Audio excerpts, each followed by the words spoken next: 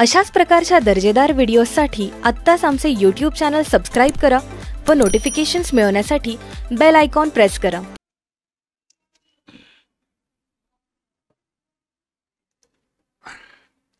नमस्कार विद्यार्थी मित्रांनो, स्वागत आहे तुमचं द इन्फिनिटी अकॅडमी मध्ये। या यूट्यूब प्लॅटफॉर्म वरती आपण इकॉनॉमिक्स टॉपिकचे एक सिरीज कंडक्ट करत आहोत। या सिरीज मध्ये आपण सुरुवातीला एक टॉपिक पूर्णपणे बघणार आहोत आणि तो टॉपिक झाल्यानंतर त्या टॉपिकच्या संदर्भातील PYQ प्रीवियस इयर क्वेश्चन्स एक बघणार आहोत। याच्यामध्ये आपण UPSC नी काय PYQs विचारले ह्या टॉपिकच्या संदर्भातले, राज्यसेवेमध्ये काय विचारण्यात आलेले आहेत, त्यासोबतच STI आणि अदर एक्झाम मध्ये विचारण्यात आलेल्या PYQचं अनालिसिस करणार आहोत। तर माझं नाव आहे डॉक्टर राहुल बडे आणि मी इकॉनॉमिक्सची सिरीज ही रन करणार आहे। तर आजचा आपला इकॉनॉमिक्सचा जो पहिला टॉपिक, पहिला पॉइंट आहे तो आहे बॅलन्स ऑफ पेमेंट। तुमच्यापैकी बऱ्याच जणांना प्रश्न पडेल की सर पहिलाच टॉपिक बॅलन्स ऑफ पेमेंट का? त्याच्या मागे दोन विचार आहेत माझे। एक तर सुरुवातीची टॉपिक आपल्या सर्वांचा अभ्यास करून करून करून खूप सारे स्ट्रॉंग झालेले असतात आणि जे शेवटचे टॉपिक असतात ते थोडेसे मागे पडतात। आयोग असेल, UPSC असेल, यावरती भरपूर सारे खूप सारे प्रश्न विचारले जातात। सेकंड थिंग आहे की बऱ्याच मुलांचं असं असतं की सर आम्हाला बँकिंग त्यासोबतच बॅलन्स ऑफ पेमेंट ह्याच्यामध्ये थोड्याशा अडचणी आहेत। तर आपण सुरुवात करूया बॅलन्स ऑफ पेमेंट पासून। तर आता हे जे पॉवर पॉइंट स्लाइड बनवलंय मी, हे कोणत्या बेसिसवरती बनवलंय, कोणते टॉपिक्स घेतलेत, तर UPSC आणि आयोगाने ह्या अगोदर जे क्वेश्चन्स विचारले आहेत त्या टॉपिकच्या संदर्भात त्याचा संदर्भ घेऊन मी ही पॉवर पॉइंट किंवा बॅलन्स ऑफ पेमेंट मध्ये मुद्दे कव्हर करणार आहे। आता काही टॉपिक राहून जातील। फॉर एक्झाम्पल कन्व्हर्टिबिलिटीचा इश्यू आहे, तो मी ह्या स्लाइड मध्ये कव्हर केला नाहीये। हा आपण कन्व्हर्टिबिलिटी करंट अकाउंट वरती काय असते, कॅपिटल अकाउंट वरती काय असते, डेफिनेटली घेऊ, पण एखाद्या सेपरेट व्हिडिओ वरती घेऊ। कारण कन्व्हर्टिबिलिटी वरती, करंट अकाउंट, कॅपिटल अकाउंट कन्व्हर्टिबिलिटी वरती खूप सारे क्वेश्चन्स विचारण्यात नाही आलेले। आजचा जो व्हिडिओ असणार आहे बेसिक टर्म्स काय आहेत, बॅलन्स ऑफ पेमेंट काय असतं, आपण हे बघणार आहोत। तर बॅलन्स ऑफ पेमेंट ह्या टॉपिकच्या अंतर्गत आज आपण जो शिकणार आहोत, तर डेफिनेशन आणि फीचर्स काय असतात बॅलन्स ऑफ पेमेंटचे, वेरियस कंपोनंट्स कोणते आहेत, 4 कंपोनंट आहे बॅलन्स ऑफ पेमेंटचे, current account, capital account, error, omission आणि फॉरेन एक्सचेंज रिझर्व। तर ह्याच्या बाबतीत आपण डिस्कशन करणार आहोत। मग करंट अकाउंट काय असतं, करंट अकाउंट फर्दर कोणत्या दोन गोष्टीमध्ये क्लासिफाय होतं, विजिबल अकाउंट काय आहे, इनविजिबल अकाउंट काय आहे, ट्रेड अकाउंट काय आहे, इम्पोर्ट एक्सपोर्ट कुठे कन्सिडर केलं जातं, भारत कोणत्या गोष्टी सर्वात जास्त एक्सपोर्ट करतो, कोणत्या सर्वात जास्त इम्पोर्ट करतो, त्यासोबतच कॅपिटल अकाउंट काय असतं, कॅपिटल अकाउंटमध्ये कोणत्या गोष्टी येतात, सर्व्हिस कोणत्या अकाउंटमध्ये येईल, या सर्व गोष्टी आपल्याला करंट अकाउंटमध्ये बघायच्या आहेत। इनविजिबल अकाउंट, विजिबल अकाउंट हा करंट अकाउंटचाच पार्ट आहे। विजिबल अकाउंटमध्ये आपण ज्या गोष्टी इम्पोर्ट एक्सपोर्ट करतो त्या सर्व गोष्टी कशामध्ये येतील, त्या सर्व गोष्टी विजिबल अकाउंटमध्ये येतील। इनविजिबल अकाउंटमध्ये सर्व्हिसेस, फॉर एक्झाम्पल इन्फोसिस एखादी सर्व्हिस देतो US एखाद्या फर्मला, ती दिसत नाही आपल्याला, कुठल्या पोर्ट मधनं ती सर्व्हिस जाते किंवा गुड्स जाते, सामान जाते, असं काही दिसणार नाही, पण ट्रेड तर होतोय त्या ठिकाणी, ठीक आहे। त्यानंतर आतापर्यंत आपण जे शिकलो आहे त्याच्या बाबतीत इकॉनॉमिकल सर्वे ऑफ इंडिया काय म्हणतो, इकॉनॉमिकल सर्वे ऑफ इंडिया 2022 ह्याचा एक आपण ओव्हरव्ह्यू घेणार आहोत। Export commodity of India, import commodity of India. तर ही जी सिरीज चालेल, या सिरीज मध्ये 4 ते 5 लेक्चर्स होतील। त्यामध्ये आजचा जो पहिला लेक्चर असेल त्यामध्ये एवढ्या गोष्टी कव्हर होतील। तर आता सर्वात पहिल्यांदा बॅलन्स ऑफ पेमेंटची आपण डेफिनेशन समजून घेऊया। काय असतं बॅलन्स ऑफ पेमेंट? UPSC नी डेफिनेशन वरती क्वेश्चन विचारलेला आहे प्रिलिम्स मध्ये। ज्यावेळेस आपण PYQ अनालिसिस करणार आहोत त्यावेळेस तुम्हाला 100% कळेल कोणता क्वेश्चन विचारण्यात आला होता. In international economics the balance of payment of countries difference between money inflow and outflow of the money. म्हणजे एखाद्या देशामध्ये येणारा पैसा आणि जाणारा पैसा यांचा जे सिस्टमॅटिक रेकॉर्ड आहे हे म्हणजे काय आहे, बॅलन्स ऑफ पेमेंट आहे. Charles P Kindleberger. आता चार्ल्स पी किंडलबर्ग कोण आहेत, तर चार्ल्स पी किंडलबर्ग एक इकॉनॉमिस्ट आहे. त्यांनी पण एक डेफिनेशन दिलेली आहे. आधी ट्रेंड नव्हता पण अशा ट्रेंड येतोय की कोणती डेफिनेशन दिलेली, त्याच्यामुळे आपण एक फक्त ओव्हरव्ह्यू करू आणि बॅलन्स ऑफ पेमेंट समजण्यासाठी पण ही डेफिनेशन सोपी आहे. The balance of payment of country is a systematic record of economic transaction. हे काय आहे, एका प्रकारचं सिस्टमॅटिक रेकॉर्ड आहे. हे रेकॉर्ड कसं ठेवतो, काय ठेवतो बघू आपण. Balance of payment of country systematic record of all economic transaction between resident of the reporting country and the resident of foreign country given period time. बघा, सिस्टमॅटिक रेकॉर्ड आहे. काय आहे हा, एका प्रकारचा सिस्टमॅटिक रेकॉर्ड आहे. आणि कुणाकुणामध्ये आहे, resident of country and resident of foreign country. आता आपल्याला ना थोडीशी अॅनालॉजी, थोडेसे एक्स्ट्रीम एक्झाम्पल डोक्यामध्ये ठेवून काय करावं लागेल, बॅलन्स ऑफ पेमेंट समजून घ्यावं लागेल. फक्त डेफिनेशन ऐकायची, कोणी लिहून घेत असेल तर लिहून घ्यायची, ह्याच्याने काम नाही चालणार. आपल्याला कन्सेप्ट क्लिअर होणं सर्वात जास्त इम्पॉर्टंट आहे. त्यासाठी थोडेसे मेटाफोर, अॅनालॉजी ह्या सगळ्यांची मदत घेऊन आपण ठरवू. बघा आता, Thor resident of foreign country. Thor इंडियाचा रेसिडेंट आहे का, त्याचं कॅरेक्टरचं नाव आहे, त्याचं ओरिजिनल नाव थोडंसं डिफिकल्ट आहे. ठीक आहे, हा काय आहे, रेसिडेंट ऑफ फॉरेन कंट्री, दुसऱ्या कुठल्या देशाचा हा रेसिडेंट आहे. ठीक आहे. Resident of country, Karan Johar कोण आहे, आपल्या देशाचा रहिवासी आहे.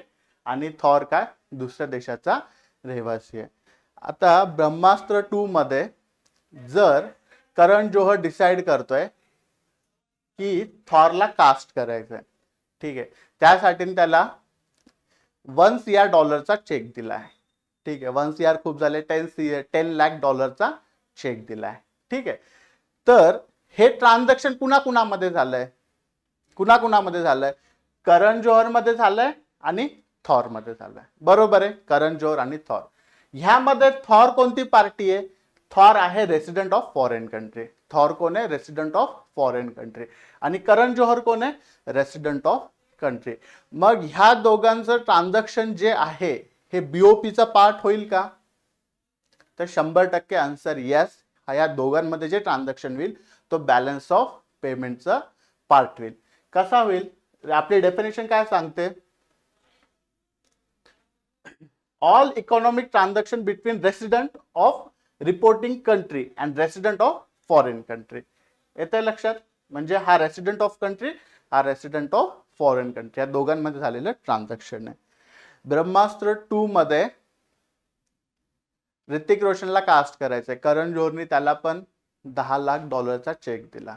ठीक आहे, तर काय होईल, ते बॅलन्स ऑफ पेमेंटचा पार्ट होईल का, तर तो बॅलन्स ऑफ पेमेंटचा पार्ट होणार नाही. का नाही होणार, because Karan Johar and Hrithik Roshan both are the resident of our country. ते आपल्या देशामध्ये पैसे राहतील, ते काय अमेरिकेला जाणार नाही आहे. पुढचा एक फीचर आहे ते आत्ताच घेऊन टाकू. Balance of payment is a systematic record and it work as a dual entry system. कसं काम करतं, हे ड्युएल एंट्री सिस्टीमनी काम करतं. म्हणजे बॅलन्स ऑफ पेमेंट जे काही आहे त्याच्या खात्यामध्ये भारतातून पैसे गेले, हे इंडियामध्ये पण एंट्री होणार, आणि US मध्ये पैसे आले तर USच्या सुद्धा बॅलन्स ऑफ पेमेंटमध्ये रिफ्लेक्ट करणार. फक्त क्रेडिट आणि डेबिट ह्याचा फरक पडेल, आपण जसं जसं पुढे जाऊ बघू. आता आणखीन थोडासा ब्रॉड टर्म मध्ये बॅलन्स ऑफ पेमेंट काय असतं ते समजून घेऊ. फॉरेन कंट्री, इंडिया सोडून सगळेजण, इंडिया सोडून बाकी सर्वजण फॉरेन कंट्री. ठीक आहे. आपले investor resident of country Anil Ambani. ठीक आहे. आता अनिल अंबानी US मध्ये ॲमेझॉन मध्ये शेअर परचेस करतात. ठीक आहे. शेअर, स्टेक जे काही परचेस करायचं असेल त्यासाठी अनिल अंबानीला काय करावं लागेल, डॉलरमध्ये पे करावं लागेल. मग हा पैसा भारतातून अमेरिकेत चाललाय, तर हा बॅलन्स ऑफ पेमेंटचा पार्ट होईल का? डेफिनेटली हा बॅलन्स ऑफ पेमेंटचा पार्ट होईल. अनिल अंबानी दुबईमध्ये इन्व्हेस्ट करतात, बॅलन्स ऑफ पेमेंटचा पार्ट होईल का? डेफिनेटली होईल. दुबईची एक कंपनी किंवा सौदी अरेबियाची अरामको कंपनी रिलायन्स इंडस्ट्रीमध्ये, रिलायन्स रिफायनरीमध्ये इन्व्हेस्ट करते. इतका वेळ आपण बघत होतो पैसे जात आहेत. आता काय होतंय, आता पैसे रिटर्न येत आहेत. म्हणजे सौदी अरेबियातून इंडियामध्ये रिलायन्समध्ये इन्व्हेस्ट होतोय. ठीक आहे. मग हा बॅलन्स ऑफ पेमेंटचा पार्ट होईल का? डेफिनेटली हा बॅलन्स ऑफ पेमेंटचा पार्ट होईल. मुकेश अंबानींना वाटलं भारतामध्ये लोन खूप महाग आहे, इंटरेस्ट रेट 8, 9, 10% होतोय आणि US मध्ये इंटरेस्ट रेट 2.5, 3% आहे. मग त्यांनी म्हटले की मला काही गरज नाही इंडियातून लोन घ्यायची, मी बाहेरून लोन घेतो. ठीक आहे. फॉरेन कंट्रीमधनं लोन घेतो जिथे इंटरेस्ट रेट कमी आहे. मग त्यांनी US मधनं लोन घेतलं. मग लोन घेतलेले पैसे इंडियात येत आहेत, इंडियात इन्व्हेस्ट होत असतील तर मग ह्याचा अर्थ काय होतो, हा बॅलन्स ऑफ पेमेंटचा पार्ट होईल का? तर डेफिनेटली हा सुद्धा बॅलन्स ऑफ पेमेंटचा पार्ट होईल. येते लक्षात? आता बॅलन्स ऑफ पेमेंट टर्म खूप मोठी आहे. जसं जसं आपण क्लासिफिकेशन बघू, इंडिव्हिज्युअल कंपोनंट्स बघू, तसे तसे तुमच्या कन्सेप्ट्स या क्लिअर होत जातील. It is the double entry record of all economic transaction. हे काय आहे? डबल एंट्री रेकॉर्ड आहे. आधीच सांगितलंय मी की US मध्ये सुद्धा एंट्री होणार आणि इंडियामध्ये सुद्धा एंट्री होणार. मग हे जे बुक किपिंगचं काम आहे हे कोण ठेवतं? फायनान्स मिनिस्ट्री ठेवते, RBI ठेवतं का स्टेट बँक ऑफ इंडिया ठेवते? तर ह्याचा आन्सर आहे हे balance of payment. So book किपिंगचं काम कोण करत असतं? तर त्या त्या देशाची सेंट्रल बँक काम करत असते. इंडियाची सेंट्रल बँक कोण आहे? RBI. चायनाची सेंट्रल बँक आहे People's Bank of China. US ची काय आहे? Federal Reserve. तर फक्त आपली सेंट्रल बँक ह्या गोष्टीचं बुक किपिंग करत असते. आणि ही कशी आहे? दिस इज द ड्युएल एंट्री, दोन्हीकडेही याची एंट्री होते. मग आता कुणी कशी एंट्री ठेवायची? एक्सेल शीट मेंटेन ठेवायची. एक्सेल शीट मध्ये काय करायचं? का वर्ड मध्ये मेंटेन करायची का PDF मध्ये मेंटेन करायची? प्रत्येक देश म्हणे मी माझ्या मनाचं काम करणार.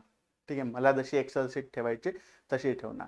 पण शेवटी काय करायचंय की IMF ला जेव्हा केव्हा बॅलन्स ऑफ पेमेंटचे क्रायसिस होतील, त्यावेळेस काहीतरी पॅकेज द्यायचं, एड द्यायचं. मग IMF काय म्हणतो? प्रत्येक जण आपापलं वेगवेगळं बुक किपिंग ठेवायला लागलं तर मला काही समजणार नाही कोण काय करतं किंवा माझं काम खूप जास्त वाढून जाईल. तर तुम्हाला जे काही बुक किपिंग करायचं आहे ते कशाच्या नुसार करावं लागतं? तर balance of payment international investment. तर ह्याला काय म्हणायचं? BPM6. तर BPM6 मॅन्युअल आहे. ह्या BPM6 मॅन्युअल मध्ये जसे रूल्स सांगितलेत, रूल्स आणि रेग्युलेशन आहे, IMF ने रूल्स आणि रेग्युलेशन सांगितलेत, तर हे BPM6 नुसारच प्रत्येकाला बॅलन्स ऑफ पेमेंटचं बुक किपिंग करावं लागेल. मग ही बुक किपिंग करताना कशामध्ये करणार? रुपीज मध्ये करणार, येन मध्ये करणार का डॉलर मध्ये करणार? तर मॅन्डेटरी हे आहे की सर्वांनी जे काही बॅलन्स ऑफ पेमेंट आहे, जो काही डेटा मेंटेन करायचा आहे, जो काही IMF ला पाठवायचा आहे, जो काही पब्लिश करायचा आहे, तो पूर्णच्या पूर्ण कशामध्ये पाहिजे? तो डॉलरमध्ये पाहिजे. मग फीचर्स काय आहेत बॅलन्स ऑफ पेमेंटचे? सर आम्ही काय रिटर्न एक्झाम देणार नाहीये. MPSC वाले रिटर्न एक्झाम लिहिणार आहेत, पण त्याच्यामध्ये बॅलन्स ऑफ पेमेंटचे फीचर्स वगैरे असं काही विचारत नाही. राज्यसेवेमध्ये मेन्स मध्ये क्वेश्चन विचारला तर what kind of measure should government take to minimise the current account deficit?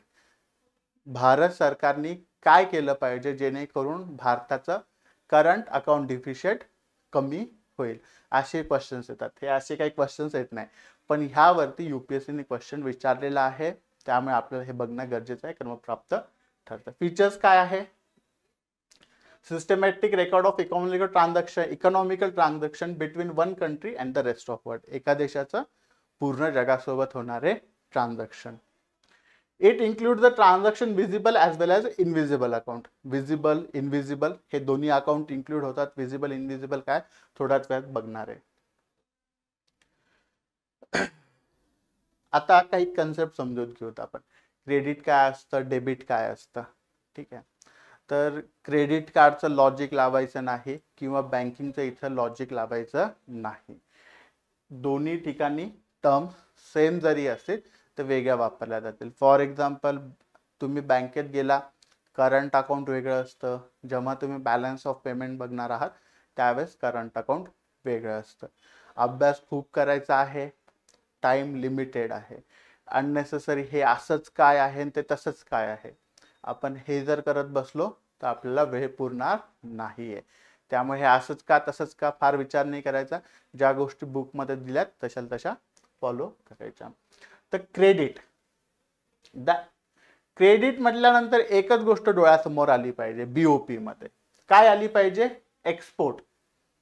भारतातून ज्या ज्या गोष्टी एक्सपोर्ट होतात, भारतातून ज्या ज्या गोष्टी एक्सपोर्ट होतात त्याला काय म्हणायचं? क्रेडिट आयटम म्हणायचं. Item include export, foreign spending, domestic economy and foreign investment in the domestic country. तर इन शॉर्ट क्रेडिट म्हणजे काय की अशी गोष्ट की ज्या गोष्टीमुळे भारतात डॉलर येणार आहेत, अशा गोष्टीमुळे, अशी गोष्ट की ज्यामुळे भारतामध्ये डॉलर येणार आहेत. आपण एखाद्या गोष्टीची एक्सपोर्ट केली, फॉर एक्झाम्पल मारुती सुझुकीची बलेनो इंडियात बनते, एक्सपोर्ट होते ऑल ओव्हर वर्ल्ड मध्ये. मग तिचं एक्सपोर्ट केल्यानंतर इंडियामध्ये डॉलर येत आहेत. भले ते नंतर सुझुकीला जातील, पण भारताची जी मारुती सुझुकी कंपनी आहे तिथे ते पैसे येत आहेत. आपण शुगर एक्सपोर्ट केली, पैसे येत आहेत. Foreign spending in domestic economy, foreign investment. आता वॉल्टमार्टने इंडियामध्ये इन्व्हेस्ट केलं, वॉल्टमार्टने इंडियामध्ये इन्व्हेस्ट केलं, तर इन्व्हेस्ट करण्यासाठी डॉलर तर घेऊन यावे लागतील. मग काय झालं इथे? इन शॉर्ट इनफ्लो झालाय. काय झालं? डॉलरचा इनफ्लो झालाय. Inflow of a foreign exchange म्हणजे अशी कोणतीही इकॉनॉमिकल गोष्ट, अशी कोणतीही इकॉनॉमिकल ट्रान्झॅक्शन की ज्या ट्रान्झॅक्शनमुळे डॉलरचा इनफ्लो होतोय, डॉलर भारताकडे येत आहेत, त्या सगळ्या गोष्टींना काय म्हणायचं? क्रेडिट असं आपण संबोधतो. डेबिट. Items include import. बघा आता क्रेडिटच्या एक्झॅक्ट अपोजिट डेबिट. आता डेबिट कार्डचं लॉजिक बिलकुल लावायचं नाही. डेबिट कार्ड, क्रेडिट कार्ड डोक्यात खेळत बसायचं नाही. हे डेबिट बॅलन्स ऑफ पेमेंटचं डेबिट आहे. तर ह्याच्यामध्ये काय होतं? Outflow of foreign exchange. ह्याच्यामध्ये काय होतं? Outflow of foreign exchange. इंडियामध्ये आयफोन 14 मॅक्स जर बनत नसेल, जर तो चायनातून इंडियात इम्पोर्ट होत असेल, तर आयफोन येतोय, आयफोन प्रो मॅक्स 1 लाख रुपयाचा, तर $1 लाख बाहेर चाललाय. $1 लाख काय चाललंय? बाहेर चाललंय. म्हणजे काय झालं? तो आउटफ्लो ऑफ मनी झाला. तुमच्या मित्रांपैकी, तुमच्या फॅमिलीपैकी कुणी MBA करायला US ला गेला, त्या कॉलेजची फीस आहे 40 लाख रुपये. काय झालं? आउटफ्लो ऑफ मनी झाला. तुमचा एखादा मित्र आहे, इम्पोर्ट एक्सपोर्ट बिझनेसमध्ये उतरला आणि इम्पोर्ट एक्सपोर्ट बिझनेसमध्ये उतरला, त्याला कळालं की आपल्याला जो काही इम्पोर्ट होणारा कार्गो आहे त्याचा इन्शुरन्स काढावा लागतो. मग त्याने इंडियात बघितल्या ऑनलाईन वेबसाईटवरती, पैसा बाजार वगैरे, त्याला सगळंच महाग दिसलं. त्याच्या ऑलरेडी एका एक्सपिरियन्स मित्राने सांगितलं की तू बाहेरून इन्शुरन्स कर तुझ्या कार्गोचा. मग त्यांनी इन्शुरन्ससाठी बाहेर पैसे दिले, US फर्मला पैसे दिले की माझा एवढा कार्गो येतोय, माझा इन्शुरन्स करून घ्या. ह्या केसमध्ये पण काय होतंय की आपण इन्शुरन्सची सर्व्हिस इम्पोर्ट करतोय. काय झालं? In short outflow of the foreign exchange. Foreign exchange जो आहे आपले काय डॉलर आहे ते बाहेर केलेले आहेत. ह्या काही बेसिक कन्सेप्ट होत्या. बॅलन्स ऑफ पेमेंटचे डेफिनेशन, त्यानंतर क्रेडिट, डेबिट, कन्सेप्ट समजल्या. आता तुम्हाला मनात प्रश्न पडेल की सर तुम्ही जे पॉवर पॉईंट दाखवतात ते तुम्हाला कुठे भेटेल, आणि आम्हाला हे पॉवर पॉईंट पाहिजे, आम्ही आता प्रिंट आउट काढणार आहे आणि जितके दिवस अभ्यास करणार आहे ह्यावरती ज्या काही करंटच्या न्यूज येतील आम्ही ते ह्याच्यावरती अपडेट करत राहणार आहे. तर तुम्हाला डेफिनेटली हे पॉवर पॉईंट भेटेल. हे पॉवर पॉईंट कुठे भेटेल, तर हे पॉवर पॉईंट तुम्हाला द इन्फिनिटी अकॅडमीच्या सॉफ्टवेअर प्लॅटफॉर्मवरती भेटेल. जो काही ॲप आहे त्यावरती नोट्स ह्या सेक्शनमध्ये राहुल बडे सेशनच्या अंदर तुम्हाला ह्याच्या पूर्णच्या पूर्ण पॉवर पॉईंट भेटेल. हे प्रिंट आउट काढायचं आहे. जर कोणाला आवडलं हे लेक्चर त्याचं प्रिंट आउट काढायचं, ह्याला अपडेट करत राहायचं जोपर्यंत तुमची एक्झाम पूर्ण क्रॅक होत नाही तोपर्यंत. Components of balance of payment. तर बॅलन्स ऑफ पेमेंटचे कंपोनंट्स काय असतात, ठीक आहे. तर पहिला कंपोनंट आहे current account, capital account, error and omission, foreign exchange reserve. तर ह्या चार कंपोनंटला मिळून काय तयार होतं, बॅलन्स ऑफ पेमेंट तयार होतं. आपण इंडिव्हिज्युअली सर्व एक एक बघणार आहोत. फक्त एरर आणि ओमिशन आपण डिटेलमध्ये नाही बघणार आहोत, कारण त्याच्या शिकवण्यासारखं आणि कन्सेप्ट ॲज सच काही नाही. पण ज्यावेळेस एरर आणि ओमिशन येईल त्यावेळेस मी तुम्हाला एक शॉर्टमध्ये एक्सप्लेन करून देईल की एरर आणि ओमिशन काय असतं. So these are the 4 component of balance of payment. आता आपण सुरुवात करू की करंट अकाउंट आणि कॅपिटल अकाउंट काय असतं, ठीक आहे. तर मेन कंपोनंट तर हेच आहेत, करंट अकाउंट, कॅपिटल अकाउंट.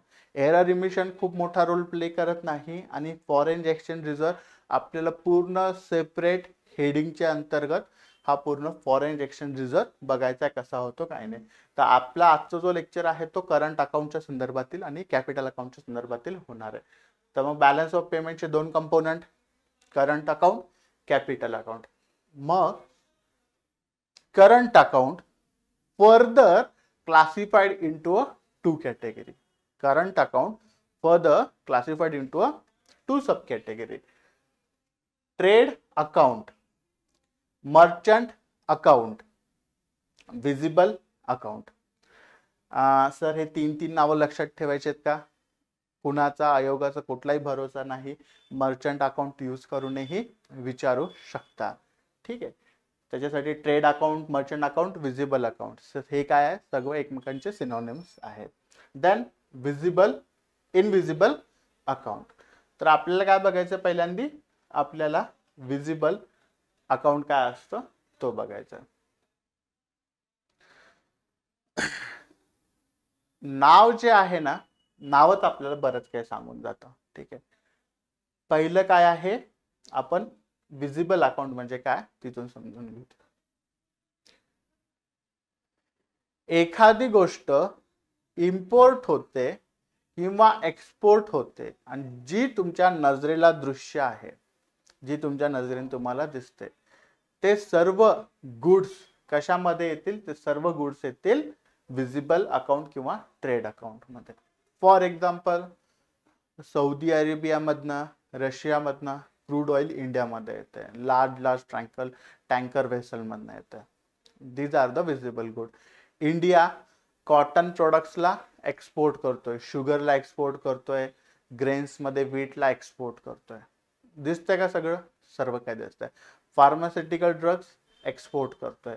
याचा अर्थ काय आहे की ज्या गोष्टी दिसतात त्या सर्व आपल्याला कुठल्या अकाउंटवरती घ्यावे लागतील, विजिबल अकाउंटवरती घ्यावे लागतील. मग विजिबल अकाउंटलाच काय म्हणायचं, ट्रेड अकाउंट म्हणायचं. मग ट्रेड अकाउंटचे 2 कंपोनंट कोणते आहेत, एक आहे एक्सपोर्ट ऑफ अ गुड आणि दुसरं जे आहे ते आहे import of a good.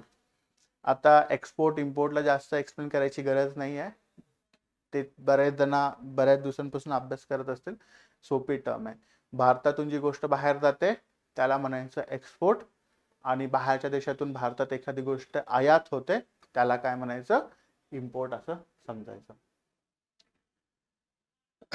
Current account record export and imports of a good. Current account वरती काय असतं, एक्सपोर्ट आणि इम्पोर्ट ऑफ द गुड्स असतात. Export import of a service, unilateral transfer during the year. आता हे ह्याचा पार्ट आहे, invisible अकाउंटचा आहे, तो आपण बघूच. Visible which include the all type of physical good export and import. Visible मध्ये काय आहे की सर्व असे गुड्स आहेत की जे आपल्याला विजिबल आहे. इनविजिबल, आता इनविजिबल थोडक्यात समजून घेऊ. The item which include all services export and imports are not visible. म्हणजे काय की सर्व प्रकारच्या सर्व्हिसेस युजली आपल्याला विजिबल असतात का, तर सर्व्हिसेस आपल्याला युजली विजिबल नसतात. ठीक आहे, सर्व्हिसेस विजिबलच नसतात. ठीक आहे, so that is why it is called as a invisible. मग सर्व्हिसेस मध्ये काय येईल, ट्रान्सपोर्ट सर्व्हिस येईल, ट्रान्सपोर्ट इन्शुरन्स येईल, सॉफ्टवेअर सर्व्हिसेस येतील. ठीक आहे, मेडिकल सर्व्हिसेस येतील. ह्या सर्व सर्व्हिसेस कशा आहेत की invisible. Medical services, software services, this are the part of the invisible services. आता बॅलन्स ऑफ ट्रेड काय आहे ही कन्सेप्ट बघा. Balance of payment is different thing, balance of trade is a different thing. तर balance of trade म्हणजे काय, ज्यामध्ये फक्त एक्सपोर्ट आणि इम्पोर्ट, ज्यामध्ये फक्त आणि फक्त एक्सपोर्ट आणि इम्पोर्ट ह्या दोन्ही गोष्टीचा विचार केला जातो, त्याला काय म्हणायचं, बॅलन्स ऑफ ट्रेड म्हणायचं. एक्सपोर्ट आणि इम्पोर्ट ह्या दोन्ही गोष्टीचा विचार करायचा, त्याला बॅलन्स ऑफ ट्रेड म्हणायचं. आणि बॅलन्स ऑफ पेमेंट काय आहे, तर बॅलन्स ऑफ पेमेंट ही खूप ब्रॉड टर्म आहे, त्याचे व्हेरियस कंपोनंट आहे. ठीक आहे, पण बॅलन्स ऑफ ट्रेड मध्ये एक्सपोर्ट आणि इम्पोर्ट.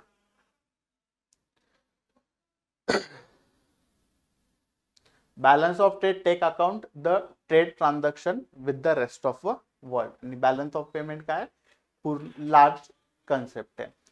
आता सरप्लस, डिफिशियंट आणि ट्रेड इक्विलिब्रियम ह्या काय तीन कन्सेप्ट आहे बघून घ्या.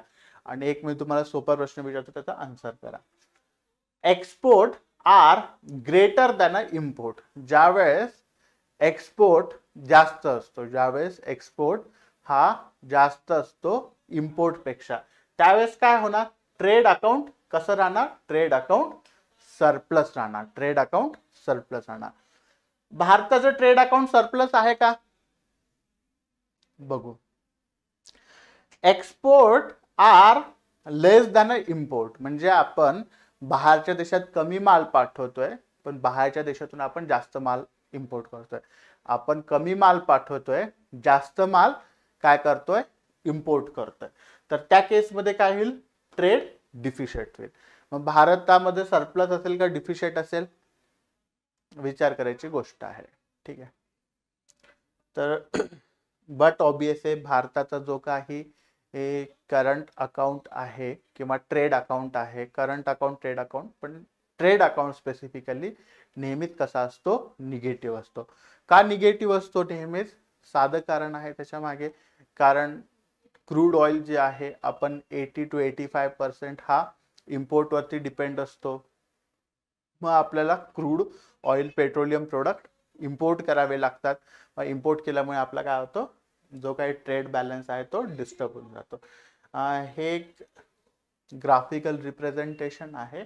ह्याच्यामध्ये फक्त एकच वर्षी हलकासा कोविडच्या टाइम मध्ये आपला ट्रेड अकाउंट कसा आला होता, तर आपला ट्रेड अकाउंट मध्ये एका क्वार्टर मध्ये सरप्लस दाखवण्यात आलंय. बाकीच्या टाइम मध्ये काय आहे, बाकीच्या टाइम मध्ये balance of trade always been a negative. ज्यावेळेस एखादी गोष्ट सरप्लस असते त्याच्यासमोर प्लसचं साइन दाखवलं जातं, ज्यावेळेस एखादी गोष्टामध्ये डिफिशियंट असते त्यावेळेस निगेटिव्हचं साइन दाखवलं जातं. आता कुठेही आकडे लक्षात ठेवायची गरज नाही आहे, एक जनरल स्टेटमेंट लक्षात ठेवायची गरज आहे. काय जनरल स्टेटमेंट होईल आपलं, balance of trade, India always show trade deficient on the balance of a trade. म्हणजे भारताचं काय आहे, ऑलवेज ट्रेड डिफिशियंट आहे. ट्रेड सरप्लस कुणाचा असतो, तर ट्रेड सरप्लस जर्मनी आहे. ठीक आहे, जर्मनीकडे पण नॅचरल गॅस, क्रूड ऑइल नाही आहे, ते पण इम्पोर्ट करतात. पण जर्मनी कसं आहे, एक डेव्हलप कंट्री आहे आणि ॲटोमोबाईल्समध्ये खूप जास्त डेव्हलप आहे, त्याच्या कंपोनंट पार्टमध्ये खूप जास्त डेव्हलप कंट्री आहे. त्याच्यामुळे त्यांचा काय येतो, जर्मनीचा ट्रेड सरप्लस येतो. इंडियाचा ट्रेड कसा येतो, निगेटिव्ह येतो. होप तुम्हाला पहिला कंपोनंट जो आहे एक्सपोर्ट इम्पोर्टचा तो समजला असेल.